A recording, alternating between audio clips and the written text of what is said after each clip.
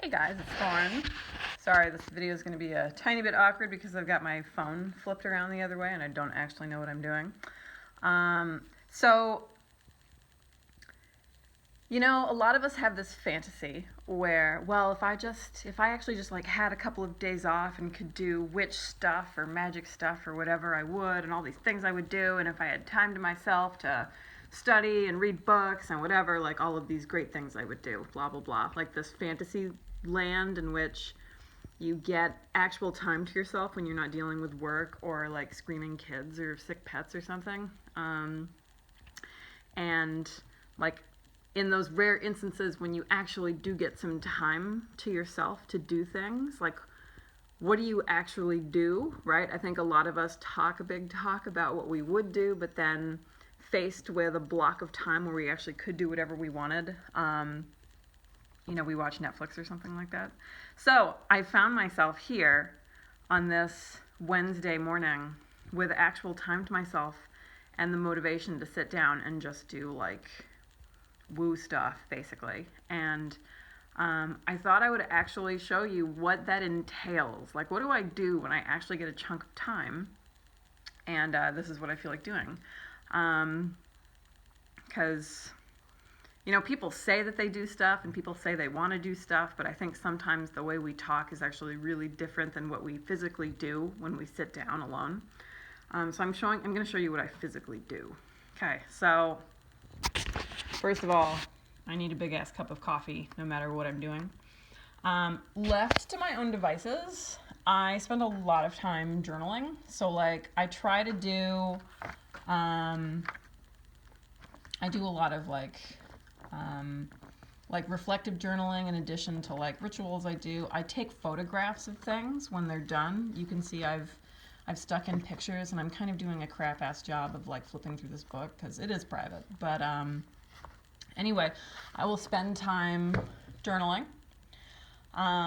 I'm a really big fan of, this is something that you may or may not know depending on how closely you followed my blog. I'm a really big fan of the correspondence course. Like the notion of the correspondence course is kind of one of the earmarks of New Age and neo-pagan culture broadly. Just because because these traditions are so decentralized and most of us learn from books or maybe directly from mentors, this idea of sending away for material to study is something that's really prominent in occult communities and has been for like 100 years. So at some point in my mind, like the mark of a real like New Ager or occultist is like the participation in some kind of correspondence course. I make jokes about that, but actually on some level it's kind of true. Like that's a thing that's really popular. And just if you want examples of that, you can look at any really popular Instagram hashtag or particularly tarot communities are really popular. Like correspondence courses are definitely a thing with tarot communities. Anything that you learn across distance with some kind of like subscription fee or something like that. This is just something that is very New Age. Like back to studying like Paul Foster Case through the mail with like BOTA or something like that. Or even OBOD, right? That's a correspondence course. ADF, I think these are Druid groups. Like they're big into the correspondence course thing. Anyway, I'm working through 2 correspondence courses. One of them is through Tarot School, and it's the Tarot correspondence course with the Amber Stones. And I have been going through this course for like 7 years. Okay, like I'm taking my sweet time with it because there isn't a time limit. Anyway, so I will come. One of the things that I do for this course is I write a lot of essays about individual cards. So right now I'm going through the Suit of Wands, and I've got a whole bunch of shit today that I'm going to write about the Five of Wands, and particularly the Waite Smith version of this card. So I'll probably spend an hour or 2 today doing that. The other correspondence course that I'm doing is particularly a witchcraft course. And I don't want to talk about that too much here just because, like, like a lot of stuff is private, and like when I get through it, there are some things that I might talk about, but it's just something that I kind of wanted to do for myself, and kind of encourage myself to get out of my own head and like hear somebody else talking for a little while. So that entails a lot of like experimenting with new daily practices. I'm doing a lot of like meditation and that kind of thing, which everybody says that they do, but I think a lot of people really don't. So I'll give you a little peek over there. I've got my house shrine is set up, my little altar in our cup instead space, and I spent like 20 minutes over there sitting today, like doing a thing.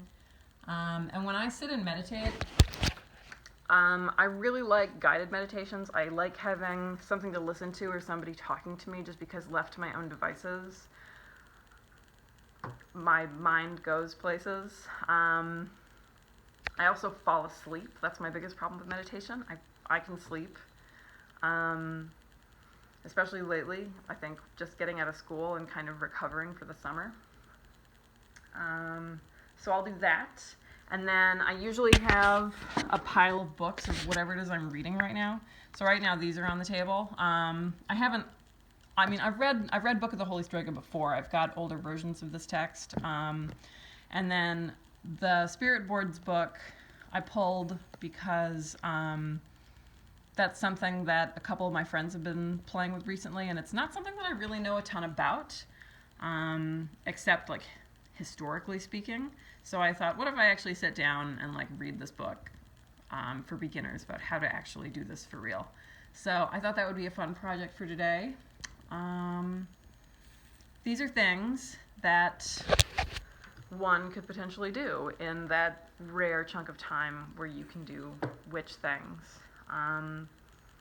It's not necessarily like lots of spell casting and lots of really dramatic stuff. I usually like, when I get these kind of moments, I like to drink a lot of coffee and just relax, and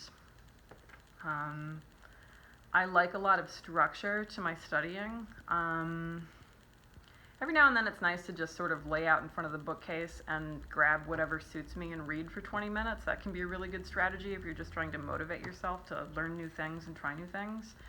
But I really benefit from a lot of structure, which is why I dig things like correspondence courses. It's also why I like working through books that have like lesson chapters and tasks and things that I must do, because I've always responded really well to lists and formalized things. Even as a classroom teacher, one of my favorite things is unit design. So I like sitting down and like knowing what the end goal is. Okay, I want to learn how to use a spirit board or read tarot or whatever it is, and then kind of working backwards to figure out how I'm going to accomplish that task. And it's nice having books that have really already done that for you. So anyway, that is my Wednesday morning, and I thought I'd share. How do you guys spend your free witch time? What do you guys do when you get when you get like a solid day where you can do whatever you want?